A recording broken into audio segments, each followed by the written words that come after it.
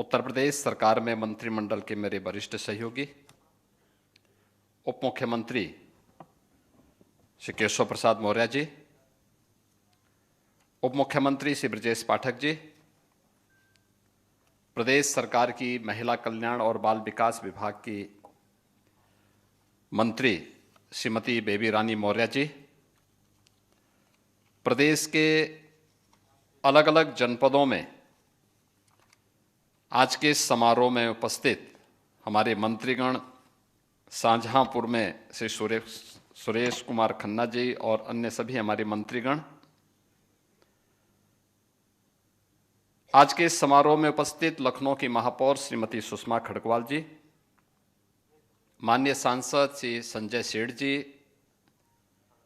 पूर्व मंत्री और विधान परिषद के सदस्य डॉक्टर महेंद्र सिंह जी, विधान परिषद सदस्य मुकेश शर्मा जी, रामचंद्र प्रधान जी, लालजी प्रसाद निर्मल जी, प्रदेश के मुख्य सचिव श्री दीपक कुमार जी, पुलिस महानिदेशक श्री राजीव कृष्ण जी, प्रमुख सचिव गृह संजय प्रसाद जी, हमारे शासन से जुड़े हुए सभी वरिष्ठ अधिकारीगण, माननीय जनप्रतिनिधिगण और प्रदेश भर की मिशन शक्ति अभियान के साथ जुड़ी हुई सभी हमारे कार्मिक गण और बहनें, आज मुझे मिशन शक्ति के 5वें चरण के शुभारंभ करते हुए अतीव प्रसन्नता की अनुभूति हो रही है। आज से 5 वर्ष पूर्व जब मिशन शक्ति के कार्यक्रम को हम लोगों ने 2020 में प्रारंभ किया था, हर व्यक्ति सशंकित था, क्या होगा, कैसे करना है, क्या इसकी थीम होगी। और उस समय मिशन शक्ति के इस अभियान को नारी सुरक्षा, नारी सम्मान और नारी स्वावलंबन के साथ जोड़ते हुए हम लोगों ने मिशन शक्ति नाम देकर के पूरे प्रदेश के अंदर नारी गरिमा के अनुरूप उसे सुरक्षा भी मिले, सम्मान भी मिले और स्वावलंबन के मार्ग पर अग्रसर हों, इस अभियान को तेजी के साथ आगे बढ़ाया। आज उसके परिणाम हम सबके सामने हैं। परिणाम सबसे पहले उत्तर प्रदेश पुलिस में। उत्तर प्रदेश पुलिस आजादी के बाद से लेकर के 2017 तक उत्तर प्रदेश पुलिस बल में महिला कार्मिकों की संख्या मात्र 10,000 थी और 2017 से लेकर के अब तक हम लोगों ने उत्तर प्रदेश पुलिस बल में जो भर्ती की है, इसके दम पर उत्तर प्रदेश पुलिस में महिला कार्मिकों की संख्या हुई है 44,000 से अधिक। आप अनुमान करिए, हर भर्ती में 20% महिला कार्मिक अनिवार्य रूप से होने हैं और उनको ट्रेनिंग भी समय पे देनी है। अभी हाल ही में हम लोगों ने 60,200 पुलिस कार्मिकों की भर्ती की, 200 पुलिस आरक्षी भर्ती संपन्न की है और उसमें मुझे बताते हुए प्रसन्नता है कि इस पूरी भर्ती प्रक्रिया में 12,044 महिला कार्मिक भर्ती हुई हैं जो ट्रेनिंग ले रही है।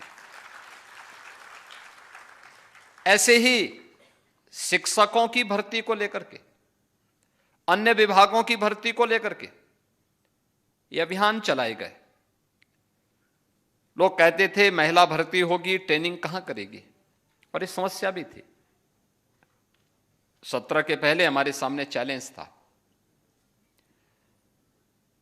क्योंकि हम जब भर्ती करने के लिए निकले थे, हमारे पास ट्रेनिंग की क्षमता मात्र 3,000 पुलिस कार्मिकों की हम ट्रेनिंग कर सकते थे। ट्रेनिंग कहां हम करेंगे? हमने मिलिट्री, पैरामिलिट्री और अन्य राज्यों के ट्रेनिंग सेंटर लिए थे। और आज इस 60,200 से अधिक पुलिस आरक्षी की ट्रेनिंग की पूरी प्रक्रिया को हम उत्तर प्रदेश के अंदर ही संपन्न कर रहे हैं, क्योंकि हमने ट्रेनिंग की क्षमता को 3,000 से बढ़ा करके 60,000 से अधिक किया है। इस सरकार के द्वारा उठाए गए कदम और मिशन रोजगार के साथ बिना भेदभाव के प्रदेश के हर नौजवान को जोड़ने के कार्यक्रम का परिणाम है। आपने भी ये वीडियो फिल्म देखी होगी। वीडियो फिल्म के माध्यम से सरकार ने अपने कुछ एक झलक आगे बढ़ाई है, जिसमें आपने देखा होगा कैसे सरकार ने अलग अलग क्षेत्र में बेटी के जन्म लेने से लेकर के उसे स्नातक तक की पढ़ाई के लिए, बेटी विवाह के योग्य हो गई तो उसके विवाह के लिए, अगर मुख्यमंत्री कन्या सुमंगला योजना है, 25,000 का पैकेज हम बेटी के जन्म से लेकर के स्नातक तक की पढ़ाई के लिए उपलब्ध करवा रहे हैं और अलग अलग चरणों में हम लोग उपलब्ध करवाते हैं। बेटी ने जन्म लिया, 5,000 की राशि बेटी के नाम पर उसके अभिभावक को उपलब्ध करवा दिया जाता है, डीबीटी के माध्यम से दिया जाता है। बेटी 1 वर्ष की होगी तो 2,000 रुपये, लेकिन शर्त है बेटी के साथ भेदभाव नहीं होना चाहिए, सभी प्रकार के टीकाकरण के साथ उस बेटी को जोड़ा जाना चाहिए। सर्टिफिकेट मिलते ही 2,000 रुपये की राशि राज्य सरकार के द्वारा दी जाती है। बेटी पहली क्लास में जाएगी, 3,000 रुपये सरकार उसे मुख्यमंत्री कन्या सुमंगला योजना में अभिभावक के खाते में भेज देती है। बेटी छठी क्लास में जाएगी तो भी 3,000 रुपये की राशि अलग से सरकार उसके अभिभावक के खाते में भेजती है। और बेटी 9वीं क्लास के बाद जब 10वीं क्लास में जाती है तो 9वीं क्लास में प्रवेश लेते ही हम 5,000 रुपये की राशि देते हैं और इसके बाद 12वीं पास करने पर 7,000 रुपये की राशि बेटी को अलग से इस स्कीम के अंतर्गत देकर के मुख्यमंत्री कन्या सुमंगला योजना से उसे आच्छादित करने का प्रयास प्रदेश सरकार ने किया है और 26 लाख से अधिक बेटियां इस योजना से सीधे सीधे लाभान्वित हो रही हैं। बेटी की शादी को लेकर के पहले लोग घूमते थे, चेहरा देख करके योजना का लाभ मिलता था। आज हमने तय किया 1 लाख रुपए की राशि मुख्यमंत्री सामूहिक विवाह योजना में बेटी की शादी के लिए बिना भेदभाव के प्रदेश की हर बेटी को उपलब्ध करवाया जा रहा है। 1 लाख रुपए बेटी की शादी के लिए भी सरकार अनुदान दे रही है। और यही नहीं, केंद्र सरकार ने भी आदरणीय प्रधानमंत्री जी के मार्गदर्शन में बेटी बचाओ बेटी पढ़ाओ का कार्यक्रम, मातृवंदना का अभियान, फिट इंडिया मूवमेंट का कार्यक्रम हो या फिर अनेक प्रकार के वे कार्यक्रम जो नारी गरिमा और उसके सम्मान को तीव्र गति से आगे बढ़ाते हैं। जितने भी वेलफेयर स्कीम की गरीब कल्याणकारी योजनाओं को प्रारंभ किया गया है पिछले 11 वर्ष में, उनका केंद्र बिंदु नारी है। स्वच्छ भारत मिशन में देश के अंदर 12 करोड़ घरों में शौचालयों का निर्माण होना, यह नारी गरिमा का प्रतीक भी है। 10 करोड़ घरों में उज्ज्वला योजना का कनेक्शन मिलना, यह नारी को धुएं से मुक्त करने और ग्रीन ईंधन के साथ जोड़ने की एक अभिनव योजना बिना भेदभाव के हर नारी को प्राप्त हुई। आयुष्मान भारत की योजना में देश के अंदर 10 करोड़ परिवारों को जोड़ने का कार्यक्रम, यानी 50 करोड़ लोग इस योजना से लाभान्वित हो सकते हो। परिवार में कोई बीमार होता है, हो सकता है परिवार का पुरुष सदस्य मुंह मोड़ ले, लेकिन घर की नारी यानी मां या बहन कभी मुंह नहीं मोड़ती। वो अपना जेवर गिरवी रख करके उपचार कराने में पूरी ताकत झोंकती है और ये लाभ उसको सीधे उसके सम्मान से जुड़ी हुई है। घर में अगर 10 सदस्य हैं और भोजन किसी प्रकार से 8 लोगों को प्राप्त हो रहा है तो घर की नारी भूखी रह जाएगी, लेकिन अन्य लोगों को भूखी नहीं रहने देती। 80 करोड़ लोगों को फ्री में राशन की सुविधा का लाभ, यानी जो भी स्कीम है। और अभी पिछले दिनों आपने देखा होगा ग्रामीण भू अभिलेख घरौनी, ये भी महिलाओं को प्रदान किए गए। महिलाओं में अकेले उत्तर प्रदेश ने देश के अंदर 3 करोड़ ऐसे ग्रामीण भू अभिलेख वितरित हुए, उनमें से 1 करोड़ से अधिक अकेले उत्तर प्रदेश ने वितरित किए, जिसमें जमीन का कागज महिलाओं के नाम पर होगा और ग्रामीण क्षेत्र में व्यवस्था अनिवार्य रूप से की गई। 4 करोड़ गरीबों के लिए एक आवास बन जाना, यह व्यवस्था भी तेजी के साथ आगे बढ़ाई गई। अकेले उत्तर प्रदेश में हम लोगों ने अब तक 60 लाख गरीबों के लिए एक आवास बिना भेदभाव के उपलब्ध करवाए।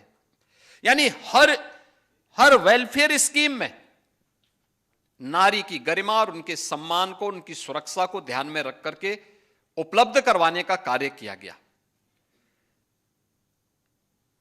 रोजगार मिशन के अंतर्गत भी और स्वरोजगार के साथ भी उत्तर प्रदेश ने बैंकिंग कॉरस्पॉन्डेंट सखी की अभिनव योजना प्रारंभ की थी कोरोना कालखंड में, और मुझे प्रसन्नता है कि 40,000 से अधिक बैंकिंग कॉरस्पॉन्डेंट सखी प्रदेश भर में बैंक के लेन देन का पूरा काम, गांव को बैंक की कमी को पूरा करते हुए सफलतापूर्वक प्रदेश भर में कर रही हैं और इनके माध्यम से हजारों करोड़ का लेन देन होने के साथ साथ स्वयं भी मुनाफा कमाया जा रहा है। आपने देखा होगा पहले प्रदेश में 17 के पहले पोषाहार की स्कीम के साथ वे बदनाम ठेकेदार जुड़े हुए थे जो शराब के काले कारोबार के साथ प्रदेश के लोगों के जीवन के साथ खिलवाड़ करते थे। आप सोचो, वही व्यक्ति शराब का ठेका, शराब की सप्लाई कर रहा है, वही महिलाओं के लिए पोषाहार का भी वितरण करता था और व्यापक धांधली होती थी। हमने THR प्लांट बनाए, आदरणीय प्रधानमंत्री जी ने उसका लोकार्पण किया।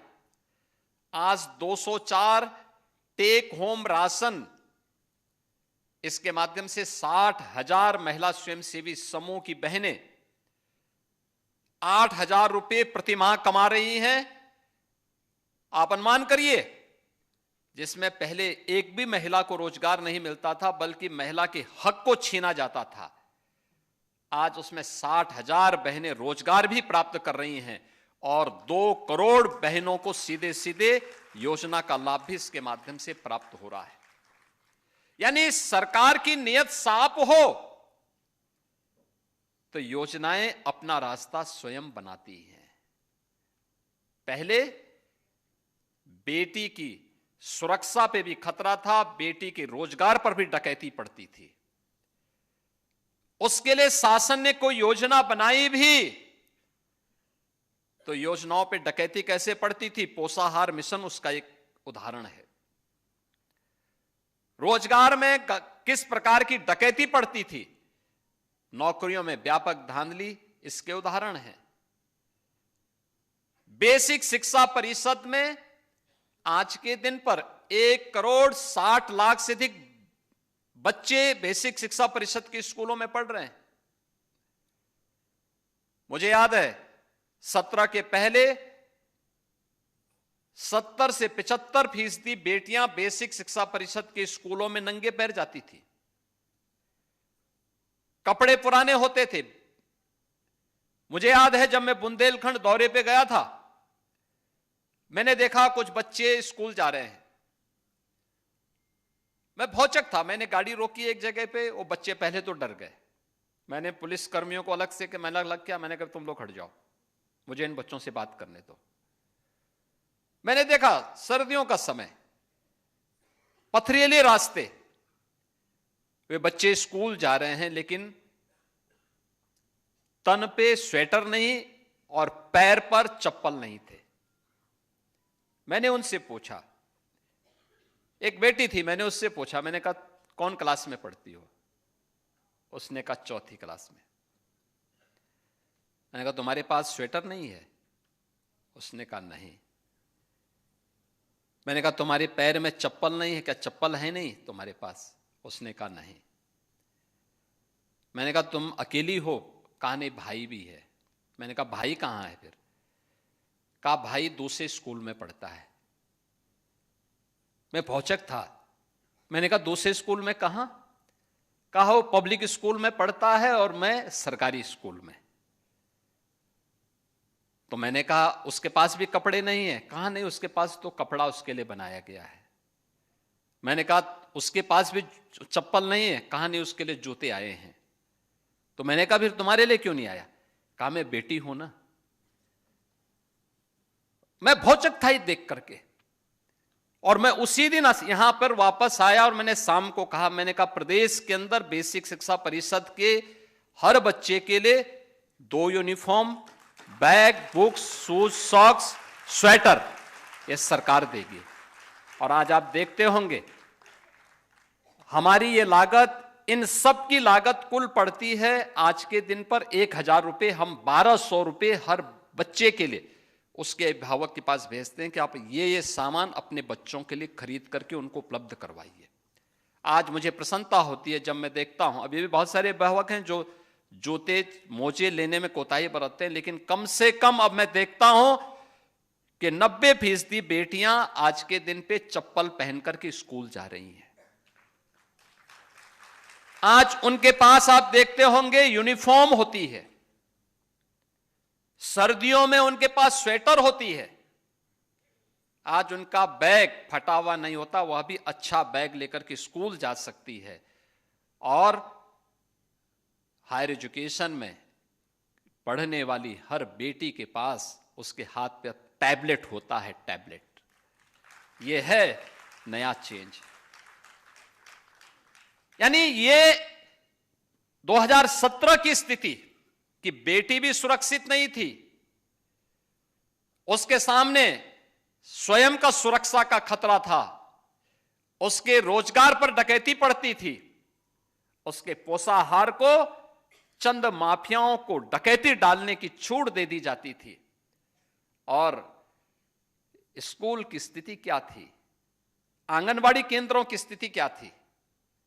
आज तो आंगनबाड़ी केंद्रों में हॉट मील मिल रहा है, पोषाहार मिल रहा है, और यह कार्यक्रम कोई बदनाम ठेकेदार नहीं करता है, बल्कि एक कार्यक्रम हम लड़े इसके लिए, बहुत लंबी लड़ाई लड़ी गई इसके लिए। तमाम माफियाओं का गिरोह बार बार घेरता है, लेकिन हम सुप्रीम कोर्ट तक इस लड़ाई को लड़ करके फिर से लाए कि नहीं, महिला स्वयंसेवी समूह ही इसको चलाएगी और इसमें महिलाओं को रोजगार भी मिलेगा और ईमानदारी पूर्वक ये कार्यक्रम आगे बढ़ पाएगा। और आज मुझे प्रसन्नता है कि इस कार्यक्रम को हम आगे बढ़ा पा रहे हैं। इसलिए बढ़ा पा रहे हैं क्योंकि आपने देखा होगा ये सेवा पखवाड़ा का कार्यक्रम चल रहा है 17 सितंबर से 2 अक्टूबर के बीच। और 17 सितंबर से 2 अक्टूबर के कार्यक्रम की शुरुआत आदरणीय प्रधानमंत्री जी ने पहले दिन जिस कार्यक्रम का शुभारंभ किया था, कार्यक्रम का ये जो थीम दी गई थी कि स्वस्थ नारी सशक्त परिवार, और सशक्त परिवार है तो समृद्ध समाज अपने आप बनता है, और समाज समृद्ध होता है तो राष्ट्र को सशक्त होने से कोई ताकत रोक नहीं सकती है। विकसित भारत की संकल्पना का रास्ता यहां से जाता है, और विकसित भारत की उस परिकल्पना को साकार करने के लिए हम लोग आगे बढ़ रहे हैं। मैं कभी कभी इस बात को देखता हूं कि आखिर इस प्रकार की स्थितियां क्यों आई समाज में, क्योंकि हमारा भारतीय समाज तो प्राचीन काल से बहुत जागरूक रहा है, वैदिक कालखंड से लेकर के अब तक, कि वे ढेर सारे ऐसे उदाहरण हैं हमारे सामने जहां पर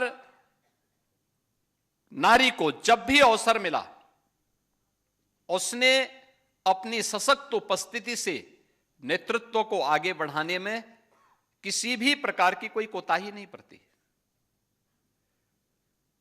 हर स्तर पर उसने बेहतरीन नेतृत्व दिया और उस बेहतरीन नेतृत्व के माध्यम से जिन लक्ष्यों को प्राप्त किया है वह समाज के अनुकूल रहा है, समाज के लिए कल्याणकारी रहा है। हम लोग आज इसीलिए इस अभियान को आगे बढ़ा रहे हैं। इस अभियान को पंचम चरण में भी हमारा यही अभियान है। हम लोगों ने पहले चरण में जो कार्यक्रम आगे बढ़ाए थे, उन कार्यक्रमों के पीछे का ध्येय भी यही था कि महिला संबंधी अपराधों को न्यूनतम स्तर पर ला करके समाप्त करना है। और मुझे प्रसन्नता है कि प्रदेश सरकार में जो कार्यक्रम प्रारंभ किए गए, अकेले एक वर्ष में यानी 1 जनवरी 2024 से अगर हम लोग अब तक के मामलों में देखेंगे, केवल 24 और 25 तक के ही मामलों को देखेंगे, तो हम लोगों ने 9,513 ऐसे मामलों में 12,271 अपराधियों को दंडित करवाया है, जिनमें 12 अपराधियों को तो मृत्यु दंड की सजा करवाई है, 987 को आजीवन कारावास कराई है, 3,455 को 10 वर्ष से अधिक की सजा दिलाई है और 7,817 को 10 वर्ष से कम की सजा इस दौरान देकर के प्रदेश सरकार ने उन अपराधियों को एक संदेश दे दिया है। आपने कल देखा होगा, महिला संबंधी अपराध में संलिप्त एक अपराधी बाहर से आया था और संभवतः मारीच की तरह घुसा था, लेकिन जब यहां की पुलिस की गोली ने उसकी शरीर को छलनी किया तो कल वो चिल्ला रहा था कि साहब मैं गलती से उत्तर प्रदेश की सीमा में आ गया हूं, आगे से ये दुस्साहस नहीं करूंगा। और यह हर उस अपराधी को करना पड़ेगा जो महिला सुरक्षा में सेंध लगाएगा, उनके सम्मान और उनके स्वावलंबन में उसमें बाधक बनेगा। उसके सामने संकट की यही चुनौती हमेशा खड़ी होगी।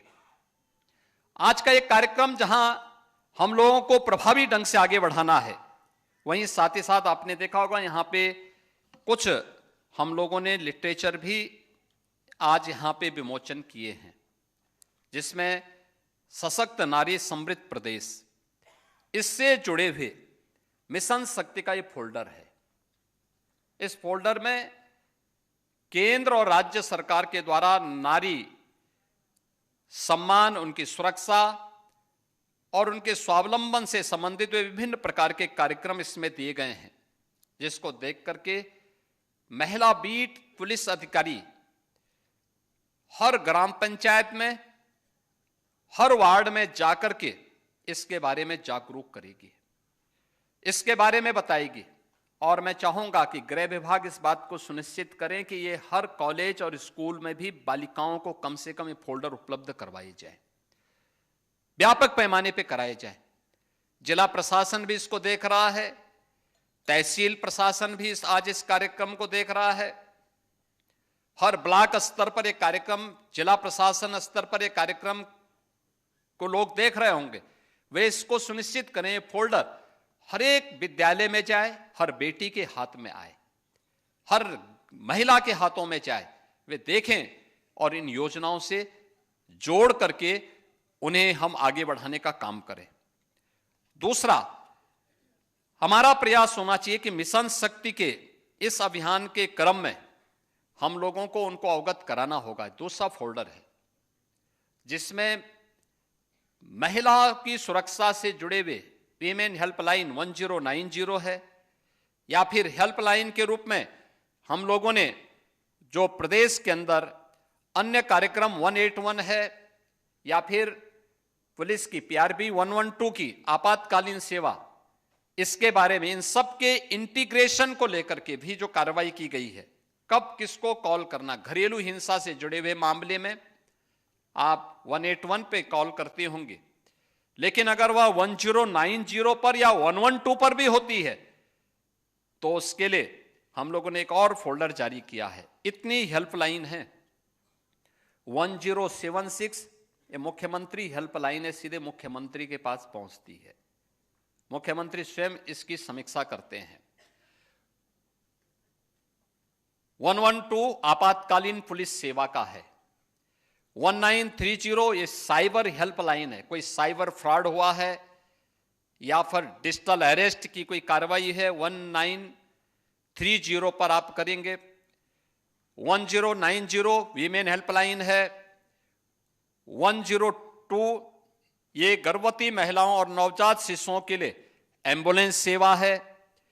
101 अग्निशमन की सेवा है। 108 ये एम्बुलेंस की सेवा प्रदेश की है जो स्वास्थ्य विभाग के द्वारा संचालित है। 181 वीमेन हेल्पलाइन है और 1098 ये चाइल्ड लाइन के रूप में।